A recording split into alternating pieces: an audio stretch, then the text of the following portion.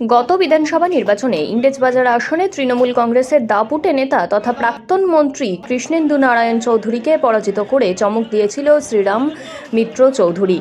তাই মোদি শাহ জুটি আসন্ন লোকসভা নির্বাচনে এই শ্রীরমা মিত্র চৌধুরীর উপর ভরসা রাখছেন। মালদা দক্ষিণ কেন্দ্রের বিজেপি প্রার্থী করছেন শ্রীরূপা মিত্র চৌধুরীকে।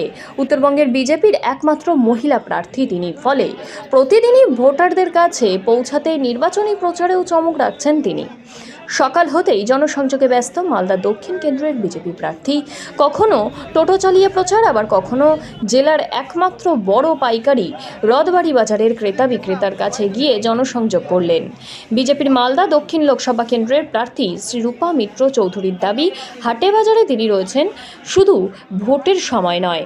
153 বছরের পৌরসভার এখনও অনেক পিছিয়ে, এলাকাবাসী সেই অভিযোগ তুলছেন। প্রচারে ব্যাপক সাড়া রয়েছে। ইংরেজবাজার আমাদের মালদা জেলার প্রাণকেন্দ্র, আমাদের প্রশাসনিক হেডকোয়ার্টার, অ্যাডমিনিস্ট্রেটিভ হেডকোয়ার্টার হওয়ার জন্য, এবং 153 বছরের পুরনো পৌরসভা। এখানে দীর্ঘদিন ধরে আমাদের জনসংঘের বিরাট বড় বড় লিডাররা রয়েছেন, যারা এমার্জেন্সি টাইমে জেল খেটেছেন, তারা রয়েছেন। আমাদের এখানে জনসংঘ এবং ভারতীয় জনতা পার্টির কাজ দীর্ঘদিনের পুরনো।